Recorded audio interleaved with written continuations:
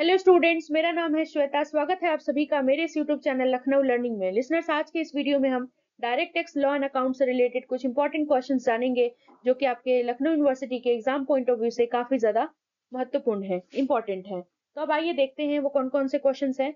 Listeners, एक और बात, अगर वीडियो अच्छा लगे तो do like, share and subscribe. अब आइए देखते हैं कि कौन कौन से क्वेश्चंस हैं जो कि काफी इंपॉर्टेंट हैं आपके एग्जाम पॉइंट ऑफ व्यू से। तो लिसनर्स, जैसा कि आप देख सकते हैं स्क्रीन पर, यूनिट फर्स्ट से रिलेटेड मैंने क्वेश्चंस दिया है। यूनिट फर्स्ट जो है आपका direct tax law and account में, वो है इंट्रोडक्शन से रिलेटेड। अब इसमें क्वेश्चन क्या है, पहला कि discuss the scope of total income. Total income के स्कोप क्या है और इसके बेसिक कॉन्सेप्ट, इनकम टैक्स के बेसिक कॉन्सेप्ट्स को बताना है, जिसमें आपको एग्जेम्प्टेड इनकम और डीम्ड इनकम दोनों को एक्सप्लेन करना है। यानी कुल आय का क्षेत्र क्या है, आयकर की मूल अवधारणाओं जैसे कर मुक्त आय और मानी हुई आय पर चर्चा कीजिए। लिसनर्स, आशा करती हूँ अभी तक आपने हमारे चैनल को सब्सक्राइब कर दिया होगा और वीडियो को लाइक कर दिया होगा। इससे क्या है, हम भी मोटिवेट होते हैं आपके लिए नए नए वीडियोस लाने के लिए।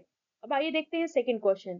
सेकंड क्वेश्चन बात करता है कि ग्रॉस टोटल इनकम के डिडक्शंस के बारे में। जो भी डिडक्शंस आपने जीटीआई के बारे में पढ़े होंगे वो आपको बताने हैं, और इंपॉर्टेंट डिडक्शंस बताने हैं जो कि इनकम टैक्स एक्ट के अंदर है। यानी सकल कुल आय से कटौतियां क्या है, आयकर अधिनियम के तहत मुख्य कटौतियों को समझाइए।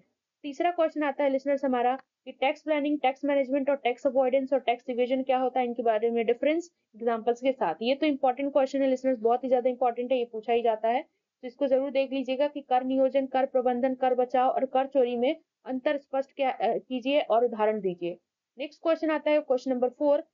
ये बात करता है कि सेट ऑफ और कैरी फॉरवर्ड ऑफ लॉसेस, जो कि आपने इनकम टैक्स एक्ट के अंदर पढ़ा है, उसके कॉन्सेप्ट को आपको डिस्कस करना है कि कौन कितने दिन में सेट ऑफ हो जाएगा और कैरी फॉरवर्ड हो जाएगा। यानी कि आयकर अधिनियम के तहत हानि की समायोजन और आगे ले जाने की अवधारणा को समझाना है।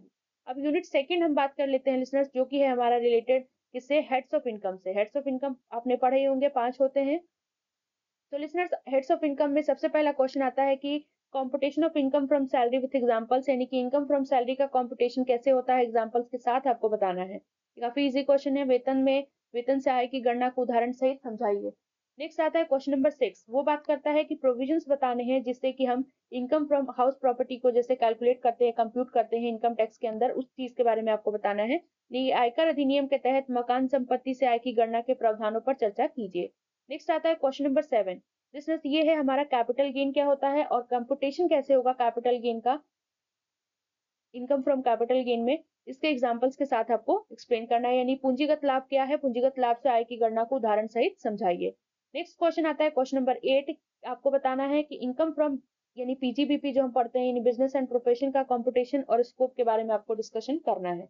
यानी व्यवसाय और पेशे से आय का क्षेत्र और गणना समझाइए। क्वेश्चन नंबर 9 कहता है लिसनर्स हमारा, discuss the nature and competition of income from other sources. यानी इनकम फ्रॉम अदर सोर्सेज के नेचर एंड कंपटीशन को बताना है। तो देखिए यहाँ पर पांचों हेड्स आपको दिखाई पड़ गए, income from salary, income from house property, income from capital gain, income from PGBP यानी कि यही बिजनेस एंड प्रोफेशन, और इनकम फ्रॉम अदर सोर्सेज यानी अन्य स्रोतों से आय की प्रकृति और गणना पर चर्चा कीजिए। तो आई होप लिसनर्स आपको हेड्स ऑफ इनकम, तो देखिए मेरे ही क्वेश्चन आपको याद हो जाएंगे। सो ये देख सकते हैं काफी इंपॉर्टेंट क्वेश्चन है, तो इनको जरूर देख करके जाइएगा। अब बात कर लेते हैं नेक्स्ट क्वेश्चन यानी यूनिट थर्ड के। तो यूनिट थर्ड लिसनर्स हमारा रिलेटेड है टैक्स लाइबिलिटी ऑफ इंडिविजुअल से। नेक्स्ट इसमें क्या आता है, तो describe the procedure for computation of total income and tax liability of an individual. यानी कि इंडिविजुअल की हम टोटल इनकम को कैसे निकालेंगे और उसकी टैक्स की लाइबिलिटी को कैसे कैलकुलेट करेंगे, इसके बारे में आपको पूरा प्रोसीजर एक्सप्लेन करना है। यानी एक व्यक्ति की कुल आय और कर देयता की गणना की प्रक्रिया को आपको समझाना है, समझाइए। सो क्वेश्चन नंबर 11 कहता है, explain the computation of total income and tax liability of Hindu undivided family. Hindu undivided family listeners आपने पढ़ा ही होगा, हिंदू अनडिवाइडेड फैमिली के टोटल इनकम को कैसे हम कैलकुलेशन करेंगे, कंप्यूटेशन करेंगे, और टैक्स लायबिलिटी को कैसे हम निकालेंगे। हिंदू अविभाजित परिवार एचयूएफ की कुल आय और कर देयता की गणना को समझाइए। तो आई होप लिसनर सारे क्वेश्चंस आपको क्लियर हो गए होंगे, इन सारे क्वेश्चंस को जरूर देख के जाइएगा। यूनिट 4 हमारा बात करता है tax liability of a company से। यानी कि कंपनी की टैक्स लायबिलिटी हम कैसे निकालेंगे। यानी क्वेश्चन नंबर 12 कहता है कि explain the competition of total income and tax liability of a company under the income tax act.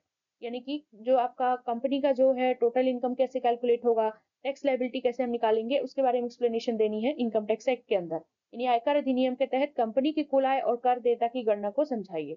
Next आता है लिसनर्स क्वेश्चन नंबर 13 है हमारा। ये बात करता है what are the provisions for the computation of total income and tax liability of a firm. यानी कि एक फर्म की आपको टोटल इनकम और टैक्स लायबिलिटी का कंप्यूटेशन कैसे होगा, उसके कुछ प्रोविजंस हैं, प्रावधान हैं, उनके बारे में आपको बताना है। यानी फर्म की कुल आय और कर देयता की गणना के प्रावधान क्या हैं, उसके बारे में आपको बताना है। अब बात कर लेते हैं लिसनर्स, हमारा यूनिट 5th यानी लास्ट यूनिट है लिसनर्स। यूनिट 5th में भी 3 क्वेश्चन दे रखे हैं। देखिए मैंने इसमें एक एक्स्ट्रा क्वेश्चन डाला हुआ है, जो कि है इसीलिए ये पूरा का पूरा टोटल 16 क्वेश्चंस है। यानी असेसमेंट ऑफ टैक्स से रिलेटेड है। तो क्वेश्चन नंबर 14 जो है वो कहता है discuss the roles and powers of income tax authorities in the assessment process. यानी कि इनकम टैक्स अथॉरिटी के रोल एंड पावर के बारे में बताना है असेसमेंट प्रोसेस में। यानी आंकलन प्रक्रिया में आयकर प्राधिकरणों की भूमिकाओं और शक्तियों पर चर्चा कीजिए। क्वेश्चन नंबर 15 कहता है explain the process of filing and income tax return including E filing. ITR कैसे फाइल करते हैं, प्रोसेस इसका क्या है, इसमें ई फाइलिंग क्या होती है, उसके बारे में आपको बताना है। यानी कि आयकर रिटर्न आईटीआर दाखिल करने की प्रक्रिया को समझाइए जिसमें ई फाइलिंग शामिल है। नेक्स्ट आता है question number 16, what are the provisions regarding tax deduction at source TDS, tax collected at source TCS and avoidance of double taxation. यानी कि कौन कौन से प्रावधान है, प्रोविजंस हैं टैक्स डिडक्टेड एट सोर्स से टीडीएस से रिलेटेड, टीसीएस से related, tax collected at source और अवॉइडेंस ऑफ डबल टैक्सेशन से रिलेटेड। यानी स्रोत पर कर कटौती टीडीएस, स्रोत पर कर संग्रहण टीसीएस और दोहरे कराधान से बचने के प्रावधान क्या हैं। तो लिसनर्स ये सारी चीजें आपको एक्सप्लेन करनी है। आई होप आपको सारी चीजें क्लियर हो गई होंगी वीडियो में। वीडियो अच्छा लगे तो लाइक शेयर एंड सब्सक्राइब करना बिल्कुल ना भूलिएगा। सो लिसनर्स, और एक और बात, अपना फीडबैक जरूर दीजिएगा कि आपको ये वीडियो कैसा लगा। एग्जाम में जितने भी क्वेश्चन इससे रिलेटेड आए हो तो हमारे कॉमेंट में जरूर कॉमेंट करिएगा। जो भी आया होगा आप इससे रिलेटेड, जो भी एग्जाम में आपके फंसे होंगे वो क्वेश्चन जरूर बताइएगा हमें लिसनर्स। इससे क्या है, हम भी मोटिवेट होंगे और आपके लिए नए नए वीडियोस भी लाते रहेंगे। और हमारे अगर चैनल को अभी तक आपने सब्सक्राइब ना किया हो तो जरूर करें, लाइक करें, बस और कुछ नहीं। तो थैंक यू सो मच।